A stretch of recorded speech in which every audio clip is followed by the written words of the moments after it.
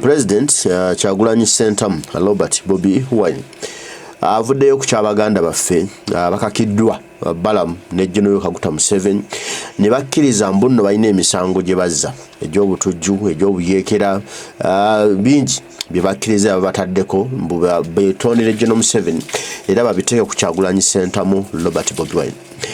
Bano olwaleero Balamu Barugahale abasisinkanye ku kkooti Makindye era bwavudde okubasisinkana ne batwalibwa mu kaguli obakkiriza emisango gino era ne basaba General Museveni mbu abasonyiwe Kyagulanyi yabawabya. Bano kigambibwa mbu ku Lwomukaaga wiiki enewedde Balamu Barugahale era yaddamu n'abasisinkana mu makomera ag'enjawulo ekitala ne Luzira.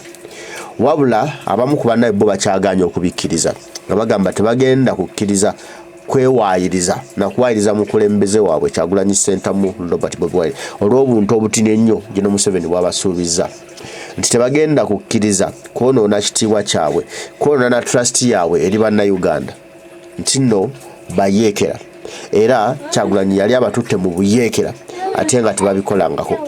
Bo nga baagala General Museveni aleeta obujulizi obukakasa nti ddala bayeekera obwo bwalina bw'abalumika era bw'abasibidde emyaka 4 ng'agamba nti nno batujju era bayeekera naye nga buli walidwa tebamu makooti taleeta bujulizi. N'atuuka n'okubajjako balooya baabwe aba National Platform n'ateekako balooya b'amagye nga babawolereza. Sasa otufuna ebigambo ya President Kyagulanyi Ssentamu Robert Bobi Wine ku nsonga eyo ebadde olunaku olwaleero ku kkooti y'amagye e Makindye General Museveni akozesa Balamu Barugahale nabiki ebigenda okubanga biddirira ku baganda baffe bano. Kale tutandike bwe tuti.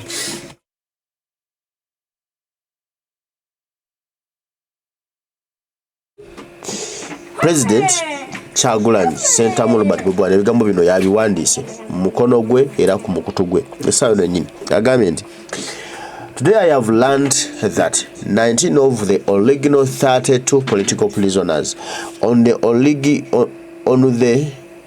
Olivia Lutaya file have succumbed to regime coercion and pleaded guilty to crimes they did not commit after enduring nearly 4 years of detention without trial.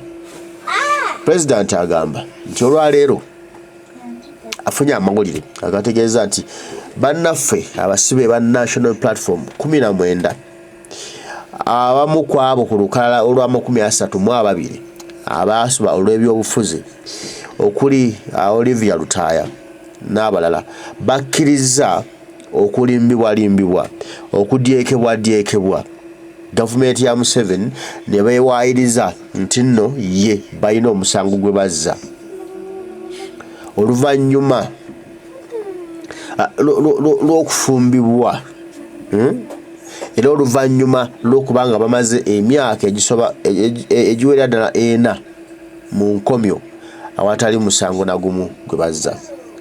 It has also come to light that Mr. Museveni's minister Balamu visited these political prisoners on Saturday, a non-visitation day, and pressured them to plead guilty and seek Museveni's forgiveness, or else they would never leave prison.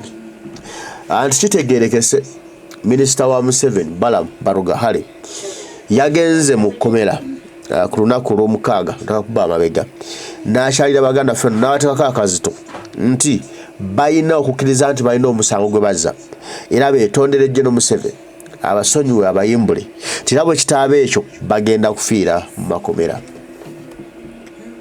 Wulira, it is worth noting that while we have been routinely blocked from visiting these comrades, regime operatives have had unrestricted access to them, during which they have held long recorded conversations and exercised undue influence over them.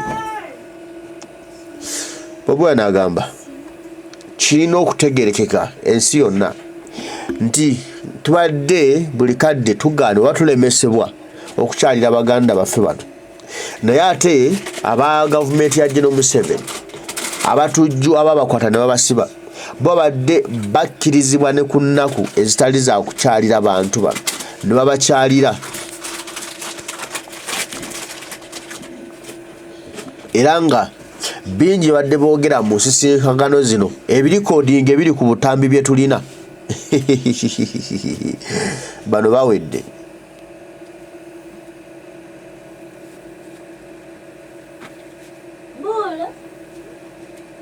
Era n'obutali bwenkanya obukoleddwa ku baganda baffe bano.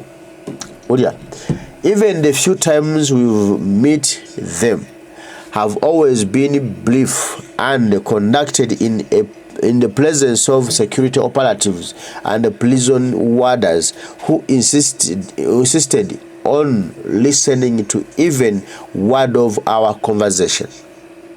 Nti emirundi egyo emitono gibakkiriza President Kyagulanyi n'abakulembeze ekita kya National Platform okukyalira ku baganda baffe bano babadde bagikola wakati nga abakulira amakomera webali n'abakulira ebisulo bye basibibwamu nabo nga webali, era nga tebabakkiriza kadde kawanvu kubeera bonna kwogera ku bintu bingi nga babalumika biki boogera ne President biki bye babulira ensi okulaba nga teboogera nno Balamu agendayo n'aba pikaapika okukkiriza tino balina emisango. This blatant abuse of rights and misuse of power must make us all to put today's events in their proper context and before understanding instead of judging these people. Nti lino olutagajjo lw'okutyoboola enfuga ey'amateeka n'okukozesa oby'obuyinza mu ggwanga lya Uganda bisaanye wala okutuggula amaaso n'okwekenneenya ebintu bino nga tuli bakalabakala nga tutegeera bulungi. N'olwekyo nga tusooka kutegeera mufo ky'okusooka okukola ebintu nga tusoose kubitegeera nga tunnaba kunenya baganda baffe bano tusooke tutegeere embeera mwe bakoledde ensonga eno. They have spent nearly 4 years in jail without trial and without any evidence being presented against them by the team. The comrades were forced to drop our legal team, which had represented them since 2021. The lawyers had taken even steps in the book to secure their freedom, but without success. The regime always made it clear that this was not a legal case but a political one. They were forced to abandon their lawyers and adopt UPDF lawyers.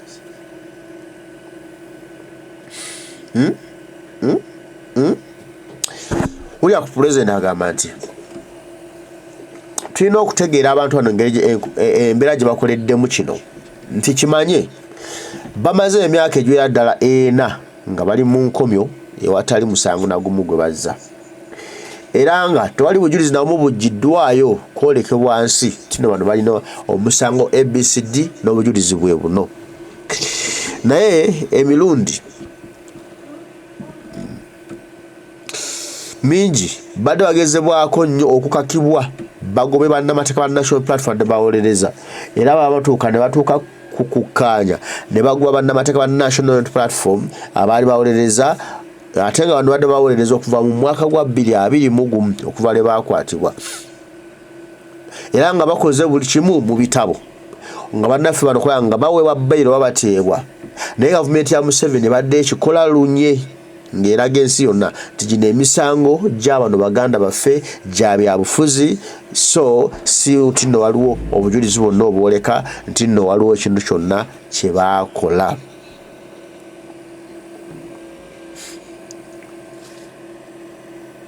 Agamba nti bano bakakibwa ne bagoba bannamateeka abo baalina ne bagenda n'abo aba UPDF abadde babawolereza.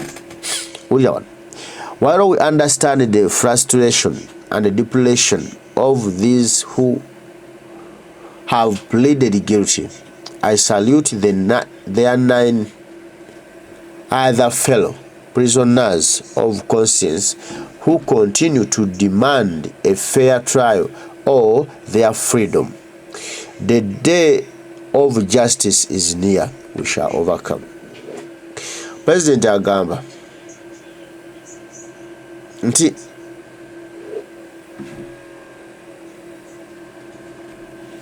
nga tutegeera embeera bannaffe gye bayitamu n'okukosebwa kwe bayitamu, abo abasazeewo ne bakkiriza okuba nti balina omusango gwe bazza. Pulezidenti Kyagulanyi yeesiima oba yeebaza ayoza abo bannaffe omwenda babakyalemedde ku nsonga yaabwe, bakyalemedde ku magulu gaabwe, tebalina kukkiriza kuwaayirizibwa. Gavumenti yamusomesa okuleeta obujulizi obubalumika bubakke mu vi baweebwe ekibonerezo bajja kukisaavinga, okusinga okubalimbisa okubadyeka bajje boogere ebitali bituufu, bakozese ensobi Kyagulanyi Center mwakwatibwe nti tubo tebagenda kukikkiriza. General Museveni aggyeyo obujulizi, awo bajja kutambula na buli kimu ky'anaabagamba. N'atulayo President ekifaananyi kya muganda waffe Olivia Lutaya. Tumusabire era ffenna tusabirigane abali mu mbeera eyo bwekyo kyokulanga ebintu biteerera n'eggwanga laffe tulitereeze. Buli muntu nga bana obuyinza okukola ekyo kyasobola okwagala, okukola ekyo kyawulira kyali nakyo. Bino byonna bijja kuggwa one day bijja kuggwa kasita twetereeza, kasita tutereeza eggwanga laffe. Omukama bankumye tujja kuba tuddamu mwenna gye musinziira, teweerabira kuteekako kabaani kusaba. Tusabire Olivia Lutaya, tusabire baganda baffe abo bonna abali mu makumi ana bavuddeyo. Mukama Katonda asobole okubakingiriza balabe omusana n'omwezi. Mukama bakuume mwera.